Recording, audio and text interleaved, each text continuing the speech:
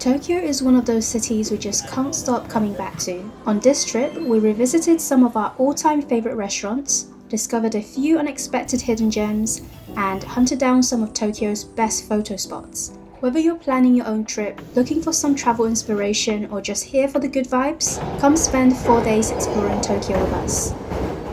Our first stop was Akihabara, the city's famous electric town packed with arcades, anime shops, and people. A lot of people.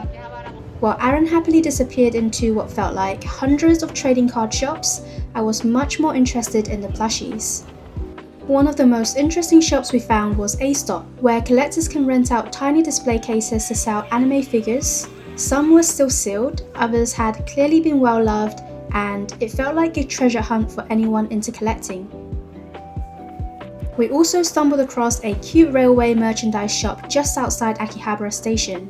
It's operated by JR East, the railway company that also runs the famous JR Yamanote line in Tokyo. And of course, the shop isn't complete without merch featuring the adorable Suika penguin. If you're a train enthusiast, this place is definitely worth a stop.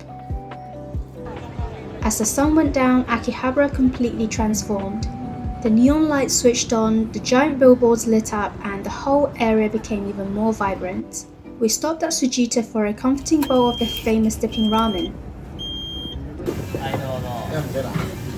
Bouncy chewy noodles made perfectly for dipping into a thick rich broth. After hours of walking, it was exactly what we needed and the perfect way to end the day. And somehow it only got better from here.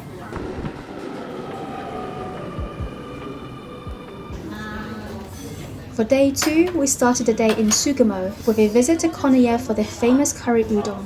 Aaron brought me to this restaurant during my very first trip to Japan 3 years ago, and it's become one of those places we make sure to visit every time we're back in Tokyo.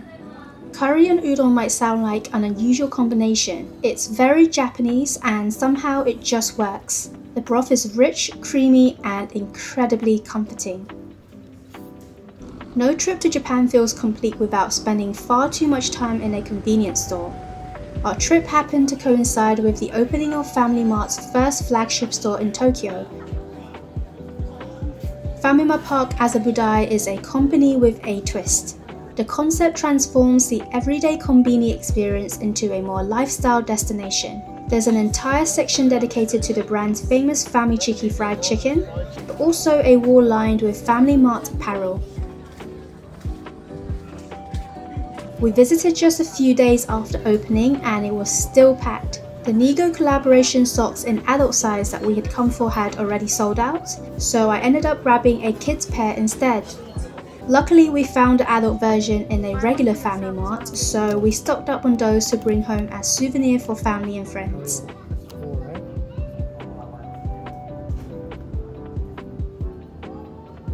On our way to our next stop, we couldn't resist stopping for a dinosaur-shaped cream puff from Beard Papa. What's on the outside? It was delicious, but the waffle? Not so much. Next up was Takeshita Street, often considered the birthplace of Japan's kawaii culture. Even on a weekday, the street was absolutely packed with people. It was easy to see why. Every few steps there was another colourful shop, quirky cafe or fashion boutique.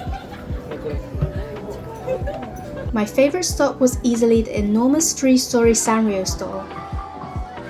Alongside all the classic characters, they also sold Harajuku exclusive merchandise and even had a station where you could customise your own name tag.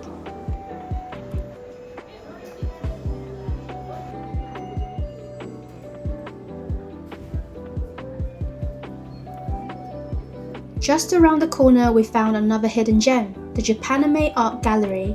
Tucked away upstairs, we had only intended to make a short stop to hide away from the summer heat, but the gallery completely surpassed our expectations, displaying original artwork from some of Japan's most iconic anime series. The prices were well outside our budget, so we settled for admiring everything from a safe distance. From Harajuku, we decided to walk to Shibuya instead of taking the train. Along the way, we came across a small rooftop garden, which felt like a little oasis in the middle of the city. Green spaces are surprisingly rare in central Tokyo, and the cooling mist both added to the atmosphere and made for a very welcome break from the summer heat. Oh, and the view from here isn't bad either. Once we reached Shibuya, we stopped at IKEA for what has to be one of the best value meals in Tokyo. A 50 yen plant ice cream and a 100 yen hot dog. Yes, just 150 yen altogether. We felt like we had just robbed IKEA, so we stayed for their Swedish meatballs and cheesecake as well. And if you're wondering whether IKEA tastes different in Japan, not really, but that's not a bad thing either. My only gripe is that I couldn't swap out the mashed potato for chips. Japan does not commonly accept customizations.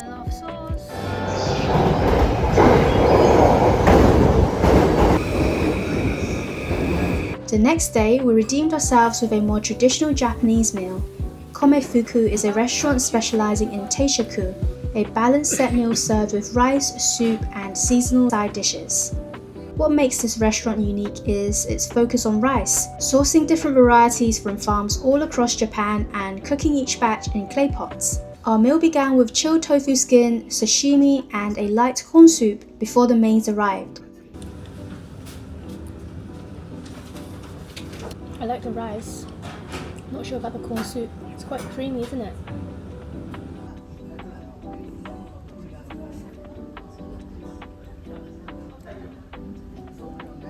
I chose grilled fish, while Aaron went for the pork shogayaki, thinly sliced pork cooked in a sweet ginger sauce. Then came the rice. We could choose from 5 different varieties, each with its own texture. Level 1 was the softest, while level 5 was the chewiest.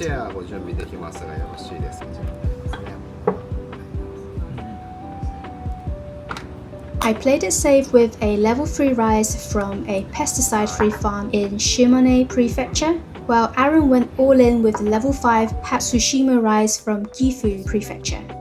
To be honest, the difference was more subtle than we expected, but we both agree the chewier rice is slightly better. Yours is chewier. I couldn't quite finish mine, so they wrapped the leftovers into a little onigiri for me to take away, something that I thought was such a lovely touch. Afterwards, we made our way to the Starbucks Reserve Roastery in Nakameguro, the largest Starbucks reserve in Japan. The building spans across 4 floors, centered around a giant copper coffee roaster that sends freshly roasted beans throughout the building using an intricate network of pipes.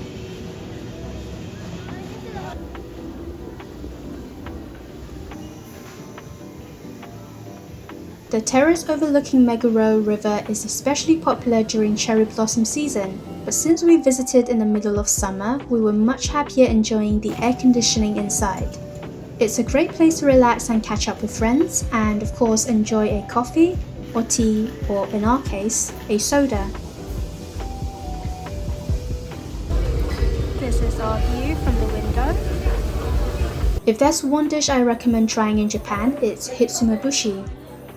Originating from Nagoya, it's freshly grilled eel served over rice, but there's a special way to enjoy it.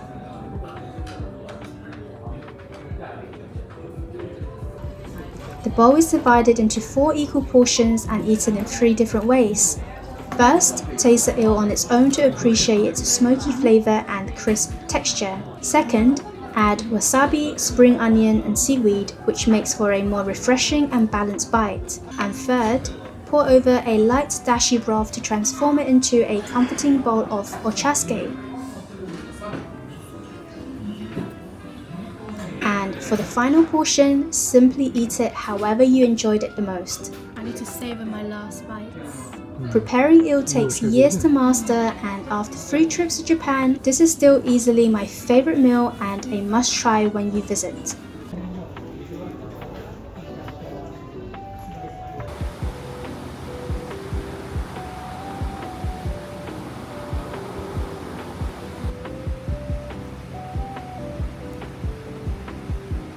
For our final day in Tokyo, we returned to one of our favorite local sushi omakase restaurants we discovered on the trip. It's one of those experiences that's incredibly difficult to replicate outside of Japan, at least not with the same price tag.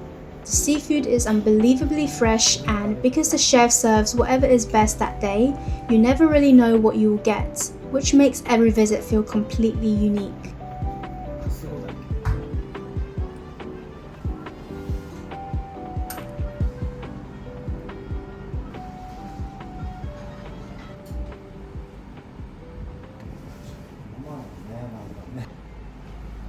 The most surprising dish for us this time was shirasu. The first time we tried it in Kamakura last year, we really didn't enjoy it, but this chef somehow changed our minds completely. It just goes to show how much difference great preparation can make. The afternoon was spent wandering the city in search for different viewpoints of Tokyo Tower. It sounded like a great idea on paper, but we did it in 32 degrees, humid summer heat, and by the end of it, we were absolutely drenched in sweat. But it's moments like these that we look back on one day and feel thankful we did it anyway. We saved one final reward for ourselves: dinner at Seirinkan, a well-known restaurant serving incredible Tokyo-style Neapolitan pizza cooked in a wood-fired oven.